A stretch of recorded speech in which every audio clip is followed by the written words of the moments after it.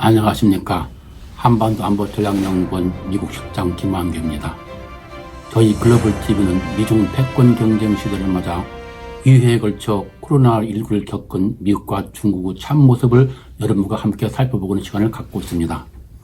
지난주에는 먼저 미국이 통찰력 있는 지도자, 해안이 있는 지성인과 경미 풍부한 전문 관료 출신들의 참모들, 그리고 양식 있는 시민들이 삼박자를 이루어 지난 4년간 트럼프가 저지른 혼란에서 벗어나 점점 정상 궤도로 돌아오고 있는 모습을 살펴보았습니다. 오늘은 그 후속편으로 화이부시 중국이라는 주제를 가지고 우위를 승천하는 중국의 숨겨진 모습, 화이부시 중국의 순으로 코로나19를 겪은 중국의 참모습을 살펴보는 시간을 갖도록 하겠습니다. 지금 중국이 우위를 승천하고 있습니다. 중국은 사회주의 국가의 특장인 강력한 사회 통제를 바탕으로 코로나19 방역에 성공함으로써 2020년도 즉 작년도 성장률이 2.3%를 기록, 세계에서 유일하게 플러스 성장을 하는 나라가 되는 등 경제 회복에 성공한 나라가 되었습니다. 이에 따라 2020년도 즉 작년도 GDP가 101조 5,986억 위안 즉 15조 4천억 달러에 달해 미국 GDP의 70.4%에 달하는 등 처음으로 경제 규모가 미국의 70%를 초과하였습니다.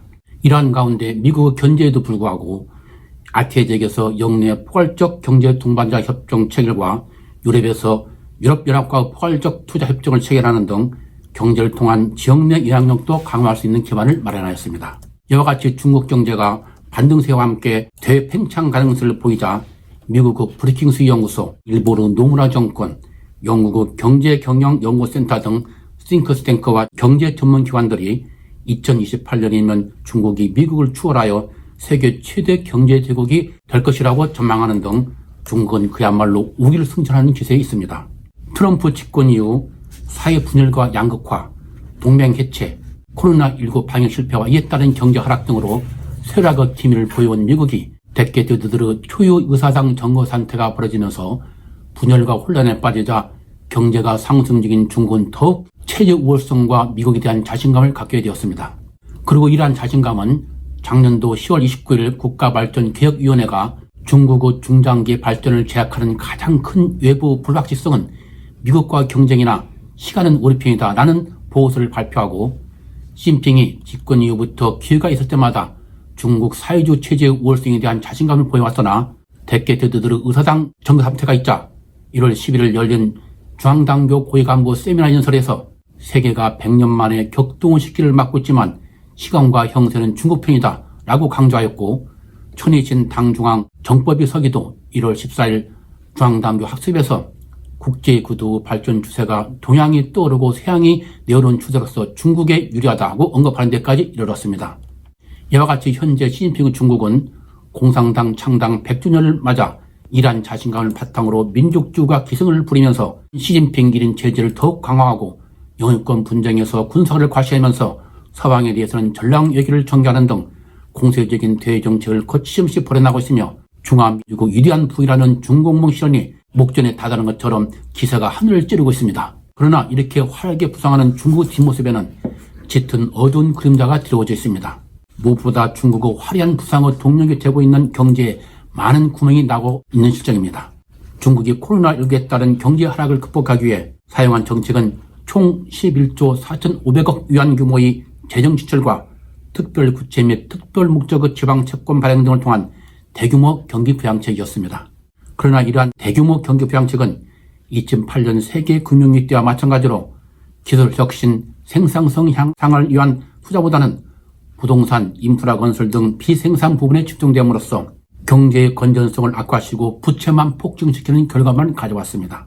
중국의 국가부채 총 규모는 지난 1월 25일 이강 인민위원장이 작년도 12월 말 현재 GDP 280%라고 발표했으나 세계금융협회는 코로나19가 처음 발생했던 2019년 말 현재 GDP 300% 즉 42조 달러였던 중국 부채가 작년 9월 말 현재 GDP 335% 즉 46조 9천억 달러로 폭증했다고 밝히고 있어 코로나19 극복 과정에서 부채가 눈덩이처럼 불어나 중국 경제에 시한폭탄이 되어가고 있는 실정입니다. 그리고 이러한 경기 부양을 위한 대규모 재정 출수도 소비 진작을 위해 민간 기업이나 개인을 대상으로 이루어진 것이 아니라 국영기업을 통한 투자 중심으로 이루어짐으로써 2020년도 즉 작년도 소매 판매가 마이너스 3.9%를 기록하는 등 소비가 약세를 보임으로써 내수 중심의 쌍전환 전략을 추진하고 있는 중국에 장기적으로는 큰 타격을 줄 것으로 예상되고 있습니다.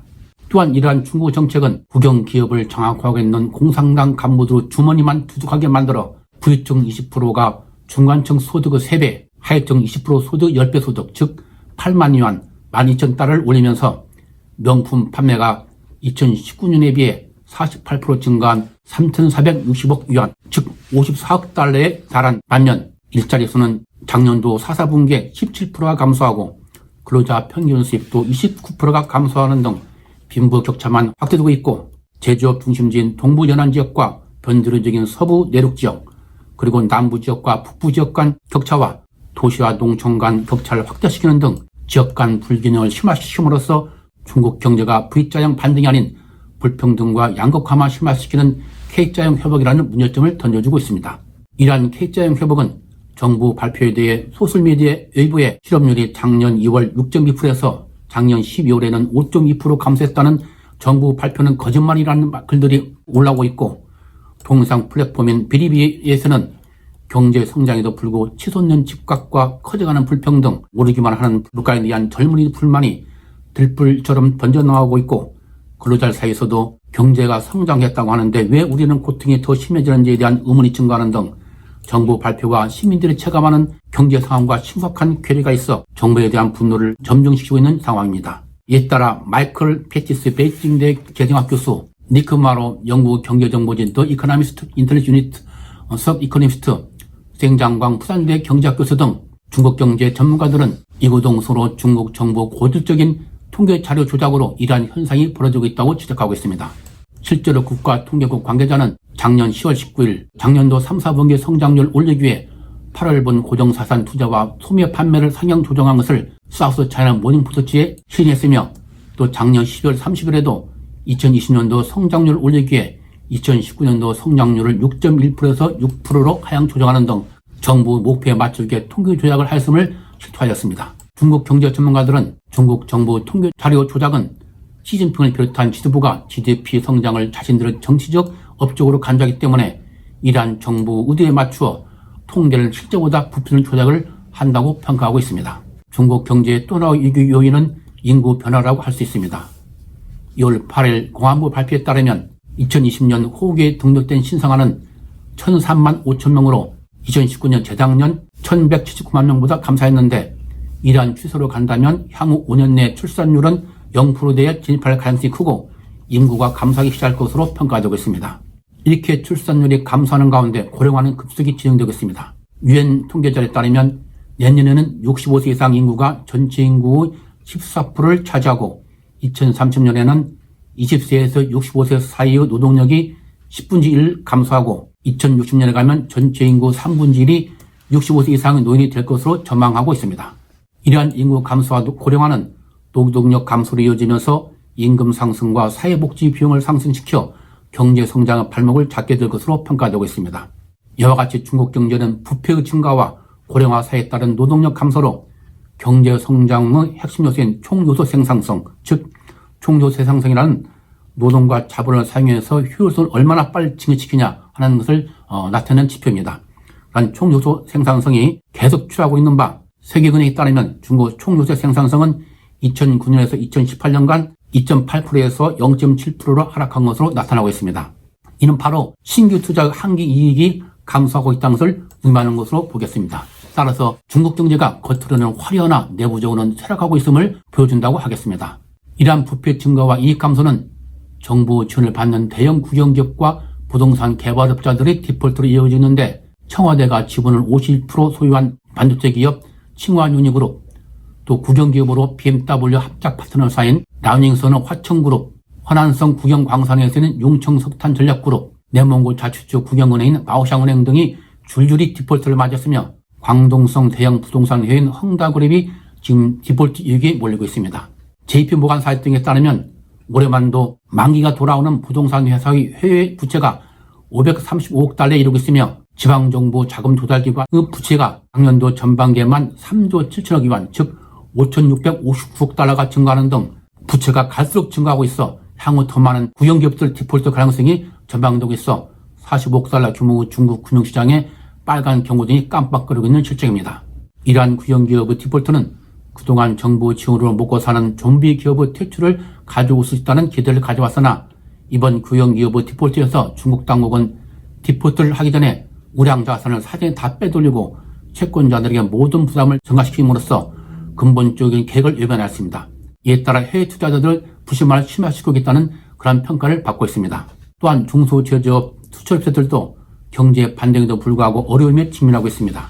블룸버그 통신의 중국 중소수출업체에 대한 심층 보도에 따르면 코로나19 조기 극복으로 수출 주문이 증가하고 있으나 유안화가 6월 1일에 10% 상승, 즉 달러당 6.42원을 기록하는 등 강세를 보이고 있는 데다 코로나19로 인한 컨테이너 선박 부족 등 해운 수송이 어려워 선적비가 급등하고 있으며 노동력 부족으로 숙련공 임금이 상승하고 있어 수출을 할수록 손해를 보는 현상이 벌어지고 있어 제조업들이 투자를 꺼리고 있는 실정입니다. 이에 따라 작년도 즉 2020년 제조업 투자는 전년 대비 2% 이상 감소하는 등 향후 중국 경제의 성장을 제할 요인으로 작용할 가능성이 클 것으로 전망되고 있습니다. 코로나19를 극복한 이러한 중국 경제 상황에 대해 국제통화기금 즉 IMF는 1월 8일 중국 경제보고서를 발표했는데 지금 현재 중국 경제 회복은 착각이라고 지적하고 있습니다.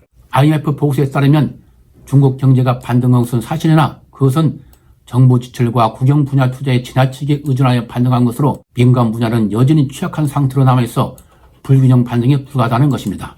따라서 이러한 반등에도 불구하고 경제 효율성을 나타내는 1인당 자본 단위당 생산성은 계속 하락하고 있으며 미국, 일본, 독일의 30%에 불과하다고 지적하고 있습니다.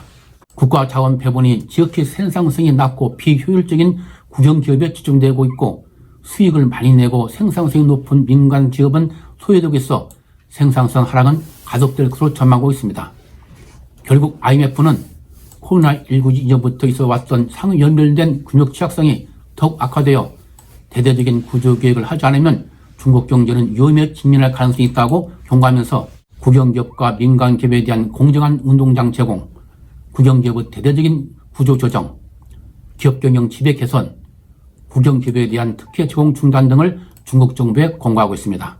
이와 같이 중국 경제를 위한 구조 계획을 공신력 있는 세계경제기구에서 권하고 있으나 중국 정부 계획은 지금 현재 공연물이 되고 있는 실정입니다. 세계적인 경영 콘설턴트 기업인 로디움그룹과 아시아 소사이티 펄식 인스티튜트도 지난 1월 10일 발표한 중국 경제 계획에 대한 공동 연구 보고서에서 시진핑은 2012년 집권 이후 수없이 국영 분야 개혁 등 구조적 계획을 약속하였으나 특권층의 반대와 막스레닌주 이념에 따라 지금까지 이행된 것은 하나도 없고 오히려 민간 분야 통제를 강화하고 국영 기업을 더욱 지원하고 강화시키겠다고 지적하고 코로나19로 기득권층 반발을 물리치고 계획을 할 수 있는 좋은 기회를 맞이했으나 이를 놓치고 있다면서 중국 경제 생산성은 계속 하락할 것으로 전망하고 있습니다.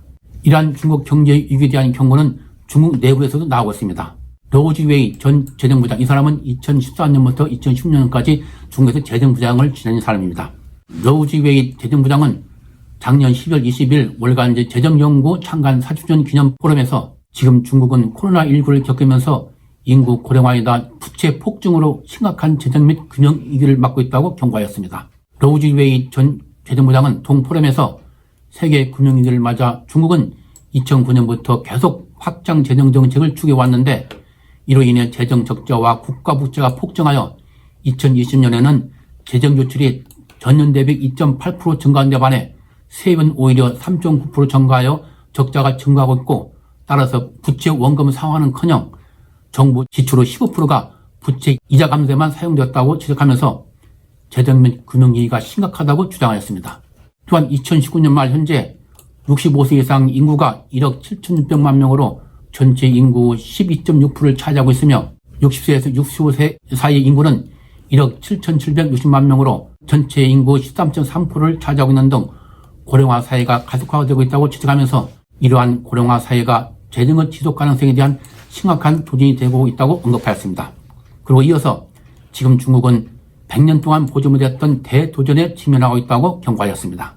이러한 로즈웨이의 경고는 당국에게 보도가 금지되었으나 3월 4일에 개최될 양회를 앞두고 지난 2월 27일에 보도됨으로써 그 배경에 관심이 쏠렸는데 미국은 현재 그 재정부장이 재정 적자와 부채 및 지출 정책 등을 조정할 필요가 있다고 언급하자 양회에서 부채 감소와 경기 부양안에 대한 조정 문제가 다뤄질 가능성을 시사한 것이라는 그런 의견이 조심스럽게 대두되었습니다. 또한 중국은 정치 면에서도 수면화에서 치열한 권력 투쟁이 전개되고 있는 것으로 알려주겠습니다. 그동안 민바오 등 중화권 매체에서는 시진핑은 무모한 대내외 정책을 둘러싸고 상하이 방 등 반 시진핑파와 시진핑 간 갈등선이 끊임없이 흘러나왔는데 시진핑은 강력한 통제를 통한 국정 장악에도 불구하고 이러한 양측 간의 갈등이 지속되고 있는 것으로 평가되고 있습니다. 시진핑은 중국인들에게 시진핑 사상 교육을 강화하면서 정권은 총구에서 나온다라는 마오쩌둥의 금원을 은식, 군사정책 재정권과 결정권을 지난 1월 1일부로 국무원에서 자신이 서기로 있는 당중앙 군사회로 이전하여 군에 대한 장악을 강화하면서 시진핑 비판 금지를 내용으로 하는 공산당 당원 조회를 개정하는 등 내부 통제를 지속 강화해 나가고 있습니다. 그러나 이러한 조치에도 불구하고 여전히 내부 권력 투쟁설이 꾸준히 제기되고 있습니다. 이를 살펴보면 작년 12월 26일 신화통신은 미국에 무릎 꿇는 그룹병은 치료되어야 한다라는 제목의 사설을 게재했는데 그 내용에 일부 사람들이 숙미 사대주의 논주를 유포하거나 혹은 미국식의 민주화 자유를 흠모하고 미국의 국가제도가 가진 회복 능력을 과장하는 등 미국과의 투쟁에서 투항파가 되려고 한다라고 주장하면서 일부 사람이라는 표현을 사용함으로써 당내에 시진핑의 노선에 반대하는 세력이 있음을 암시하였습니다.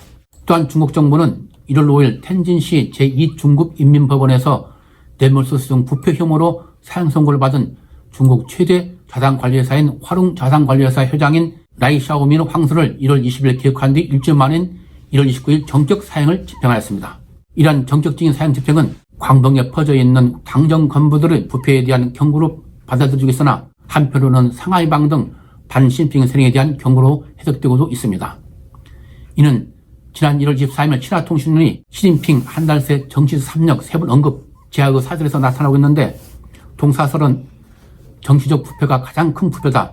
일부 부패 분자들이 이익 집단을 결성하여 당과 국가 권력을 탈취하려는 터무니없는 계획을 세우고 비조직 활동을 함으로써 부패 문제에 대한 종종 정치적 문제가 있다. 정치 문제가 경제 문제가 얽혀 있어 당과 국가 정치 안보를 위협한다. 어떤 자들은 속내를 감추고 저항하는 양봉의미, 즉 여기 양봉이란 말은 겉으로는 복종하는 죄지만 속으로는 반역 음모를 품는다는 뜻입니다.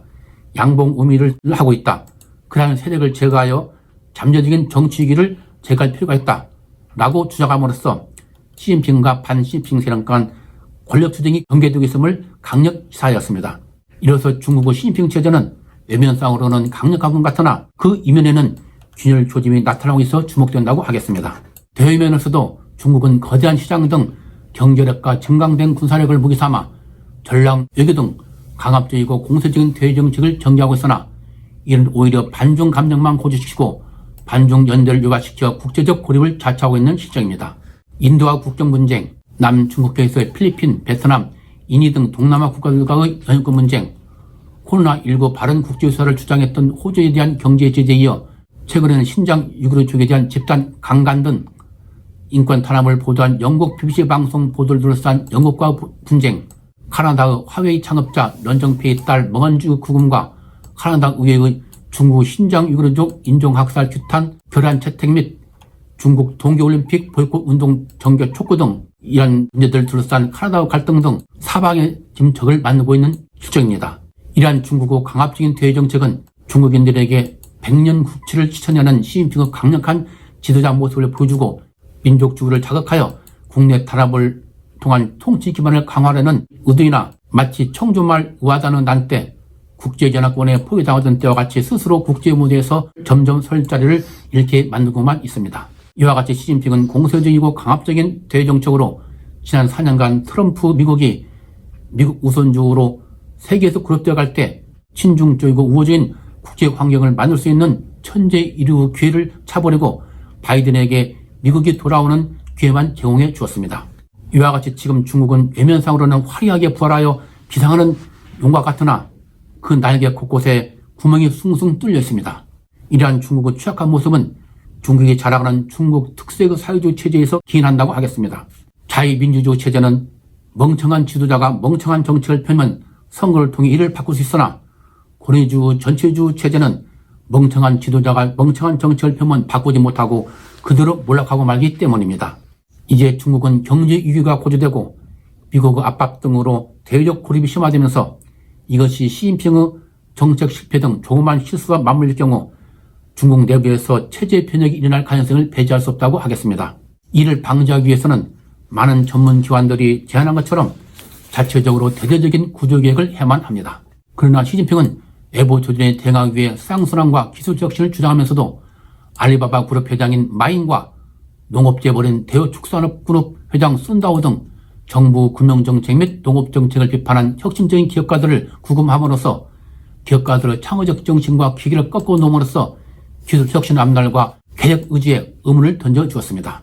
결론적으로 코로나19를 겪은 중국의 참모습은 그동안 쌓여온 구조적 모순과 적폐가 더욱 심화되면서 화려한 겉모습과는 달리 오히려 속으로 골병이 들면서 정점에 올랐다가 쇠락하는 화이부실의 모습을 보이고 있으며, 따라서 시간은 중국 편이 아니라 미국 편이라는 평가가 많은 중국 전문가들 사이에서 나오고 있는 실정입니다. 오늘은 코로나19를 겪은 미국과 중국의 참모습을 살피는 시리즈 중 마지막 편인 화려하게 부상하는 중국의 참모습을 말씀드렸는데, 날로 격화되어가고 있는 미중 패권 경쟁을 이해하는 데 조금이라도 도움이 됐으면 좋겠습니다. 방송 내용이 중국의 참모습을 이해하는 데 조금이라도 도움이 되셨다면 구독과 좋아요를 많이 누르시기 바랍니다. 저희 글로벌 TV는 앞으로도 많은 사람들의 관심을 끌고 시사성 있는 국제적 현안에 대해 심도 깊은 분석으로 여러분을 찾아뵐 예정이니 많이 시청해 주시고 성원해 주시기 바랍니다. 감사합니다.